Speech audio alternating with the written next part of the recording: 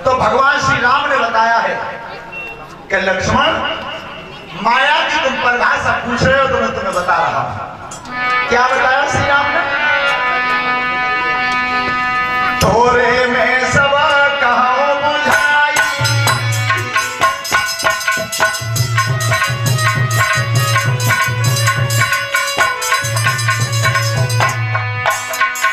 थोड़े में सब कहो बुझाई, सुनो तात तन मन चितराई।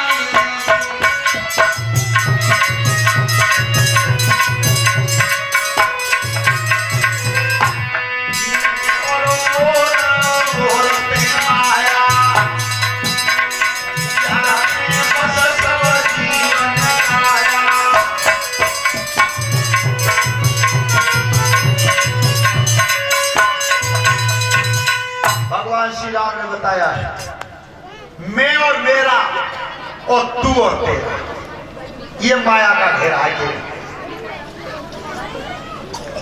जब तक हम और आप ये जानते हैं कि ये मैं हूं और ये चीज मेरी है और ये तू है, ये चीज तेरी है, तेरा मेरा का अंतर जब तक नहीं मिटेगा तब तक जीव माया से नहीं छूटेगा।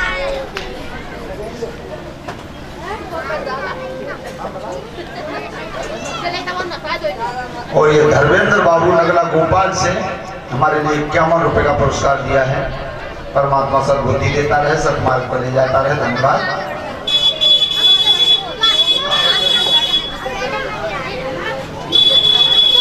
तो अभी हमारे शिष्य सत्येंद्र बाबू तुम्हारे सामने बता रहे थे, उत्तानपाद महाराज के सुनीति रानी थी, उसकी कोई संतान नहीं हुई। धर्म की लड़की थी सुनीति, दूसरा विवाह करके लाए थे, संतान उसके भी नहीं हुई। नारद जी के कहने से सुनीति व्रत का पालन करती थी, जौ की रोटी खाती थी। कबते बन रहे जौ की रोटी है, अंदाज है हुआ। अब वही तो जौ के खवैया जाकर चुप बैठे हैं, और जब वे जौ की रोटी खाते माल में बाजार में खड़े ना मिलते हुए पूछ के ना पड़े। और अब तो क्या बताऊं मैं तुम्हें, बाई चूड़िया तो तुम लड़कियां पहरा दो, बाई चूड़िया लड़का पहरा दो, एक बराबर कलाई दोनों की, अंतर तो रखा ही नहीं। नाखूनी लड़की रख रही है, बहन बेटियां रख रही है, बेउधर रहा है। ये भारत की संस्कृति का विनाश हो रहा है।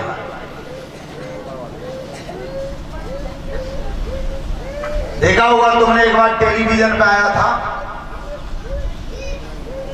पठानी सूट, देखा पठानी सूट?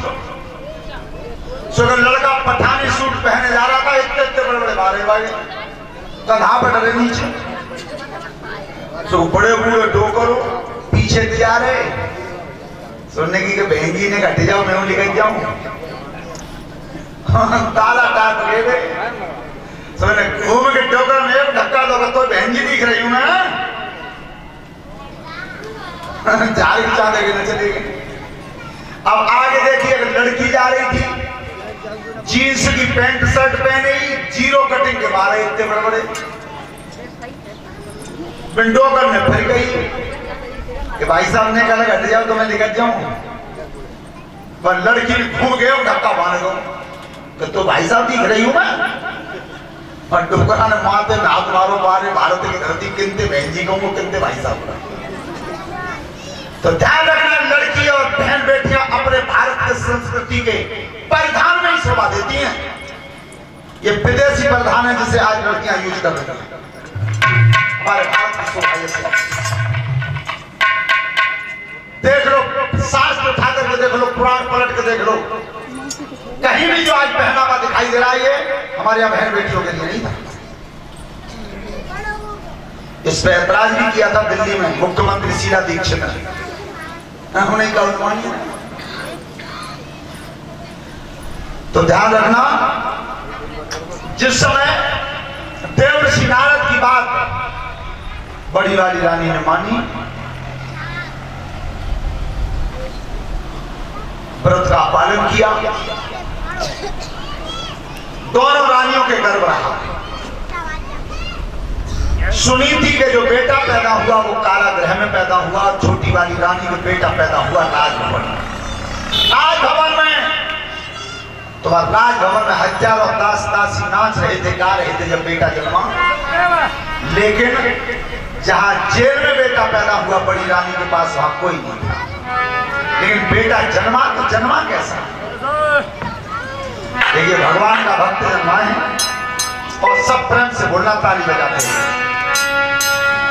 लला में रोए शिखर में जाओ, लला में रोए शिखर में, लला में रोए शिखर में जाओ, लला में रोए शिखर में जाओ, लला में रोए शिखर में जाओ।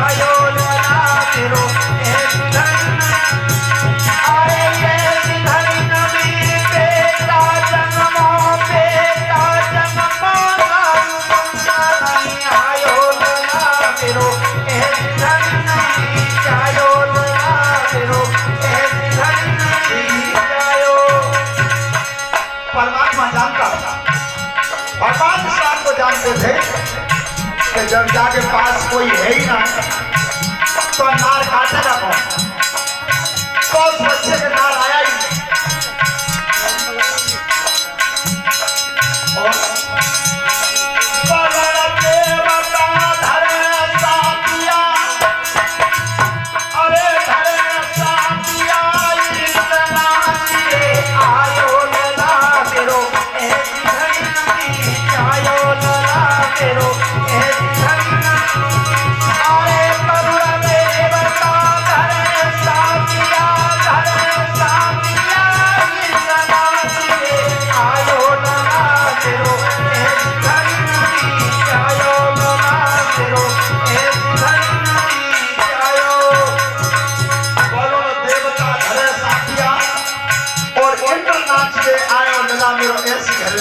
आयो।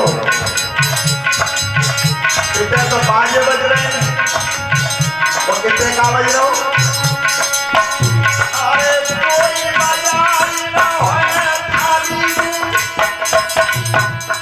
अरे थाली का बजायो लला रोए शिखर नहीं जायो, लला रो शिखर। अरे कोई बजाई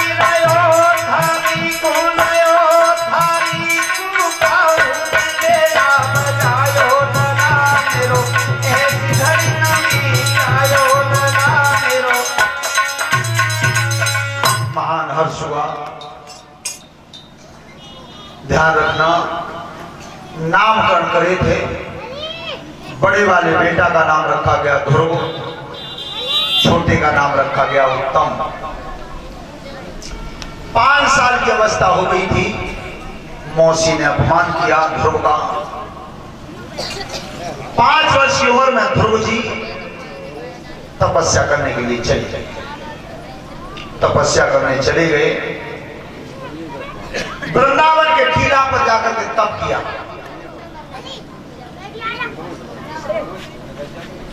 शिव जी का आसन हिला, ब्रह्मा जी का आसन हिला, लेकिन ध्रुव ने तप नहीं छोड़ा। अंत में ध्रुव जी पेड़ पर उल्टे लटक गए।